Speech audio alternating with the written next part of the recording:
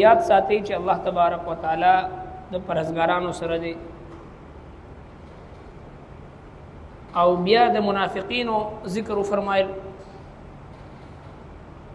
چې کله د قران کریم یو سورت نازل شو منافقینو با خپل منځ کې وی چې را دي سورت نازلېدو سره د چا ایمان زیات شو نعوذ بالله الله جل شانه دا جواب فرمایل چې کم مؤمنان خلق دي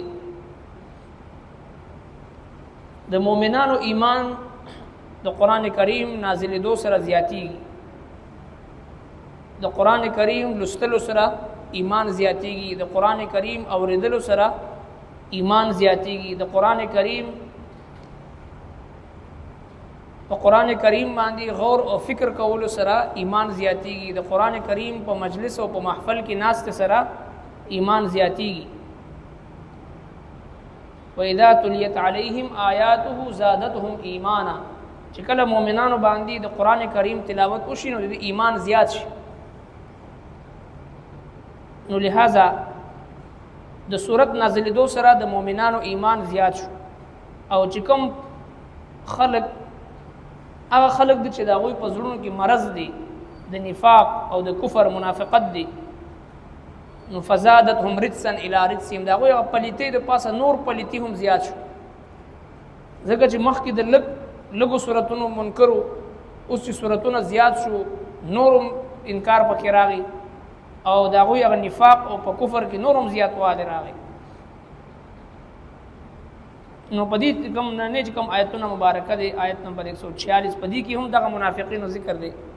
الله تبارک وتعالى فرمایي چې په دوی باندې په کال کې یو ځل دو ځل خامخا یو آفت په دوی باندې راځي یو عذاب په دوی باندې راځي خدا دومره بدبخت خلک دي چې دا غینه عبرت نه اخلي حالانکه د مؤمن شان دا دی چې کله په د باندې څه مصیبت راشي څه غم راشي څه حادثه راشي څه بیماری راشي فوراً د الله تبارک وتعالى طرف ته متوجه شي او استغفار وي په خپل ګناهونو باندې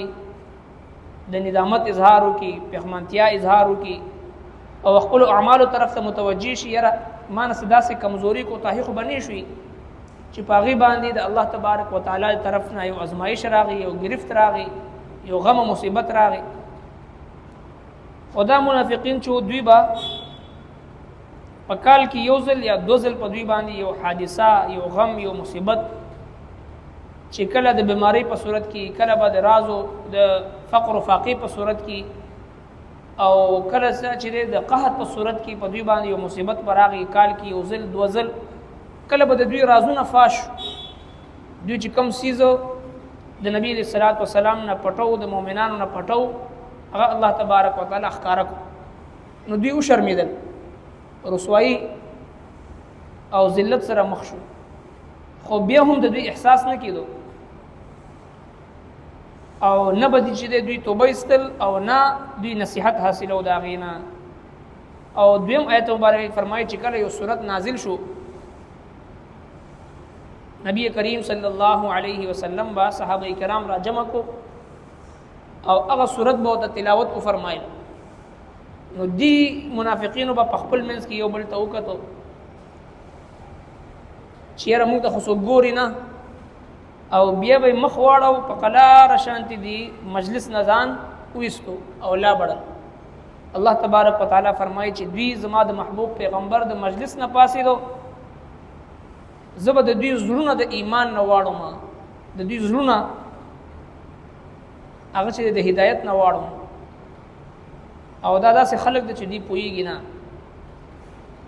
نو فرمای و اذا اولا يرون ايدوی نو ګوري انهم چې دوی یفتنون ازمیخ کی ورزول شي په فتنه کې یفتنون په فتنه کې ورزول شي فی کل عام په هر کال مرتن یوزل او مرتين یا دوزلا ثم لا يتوبون بیا هم دوی توبه نه کوي ولا هم يذكرون او ندوي نصيحت اخلي واذا ما انزلت او هر کله چې نازله ول شي سوره یو سوره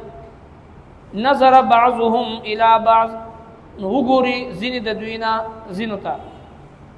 هل یراکم چې آیا ګوري تا ته څوک هل یراکم آیا ګوري تا ته من احد څوک سړي ثم انصرفوا بيدوي واپس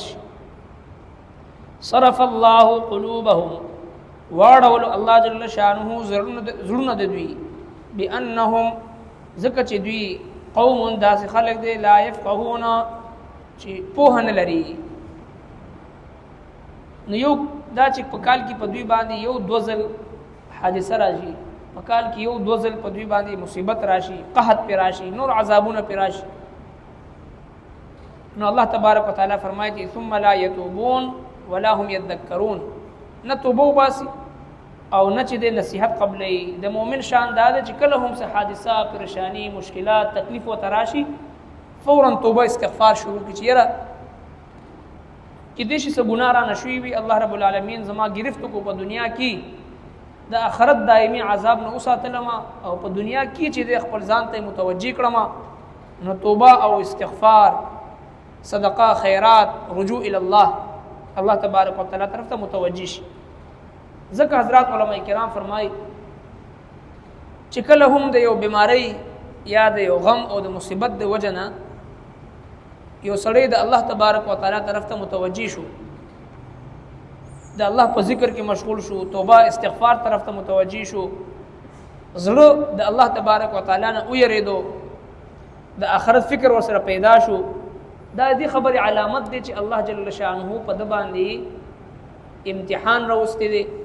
الله تبارک وتعالى ځان طرف ته متوجي کول غواړي الله رب العالمین په د باندې رحم او کرم کول غواړي او د ګناهونو معاف کول غواړي دغه غم مصیبت د لپاره خیر دی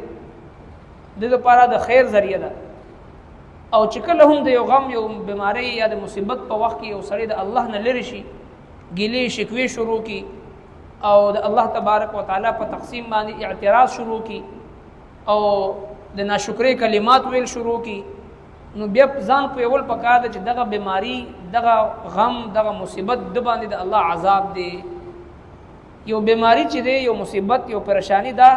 د الله تبارک وتعالى طرف نه امتحان دی کدا د الله طرف نه عذاب دی اسانه خبره ده چې کله هم یو سړی د غم او مصیبت او بیماری د وجنه الله پاک طرف ته متوجي شو دا رحمت دی د لپاره د الله تبارک وتعالى طرف نه او چې کم غم مصیبت پریشانی کې سړی د الله نه لری شي جزع فزع او فریاد او ګلی شکوې شروع کی دا دې خبره علامت دی چې دا په د باندې الله عذاب دی نو دی منافقینو به نه توبه استلا او نه به دا غینه حس چې دې نصیحت حاصلو او چې کله سورت نازلې دو پیغمبر علیہ الصلوۃ والسلام یو سورت نازل شو ټول صحابه را جمع کړي شو پیغمبر علیہ السلام او تلاوت فرمایل نو دوی به یو بل تو قتل او بیا په قلار دغه مجلس نه وېستو ځان وېستو د نبی علیہ الصلوۃ والسلام هغه مبارک محفل نه دوی ته هیڅ خیر او فائدہ نه رسیدو ځکه زړه کې د دوی نفاق او منافقت لہذا حضرات صحابه کرام با په خپل منځ کې وی چې راشه کېنی د آخرت مذاکره د الله ذکر وکړو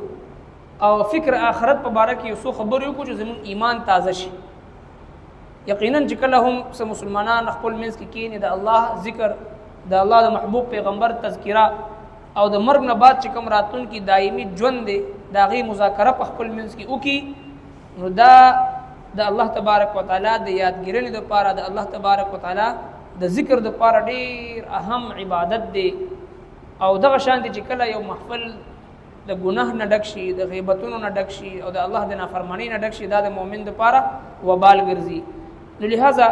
دغه خلکو ته د نبی علیہ الصلوۃ والسلام هغه مبارک محفل هغه نصیب نشو دوی به د مجلس نه مخ واړول روان بشو الله رب کائنات فرمایي چې صرف الله قلوبهم دوی زما د محبوب پیغمبر مجلس پرې خود او محفل پرې خود ما د دوی زړونو د ایمان او د هدایت نه واړول ربنا تقبل منا انك انت السميع العليم وتب علينا انك انت التواب الرحيم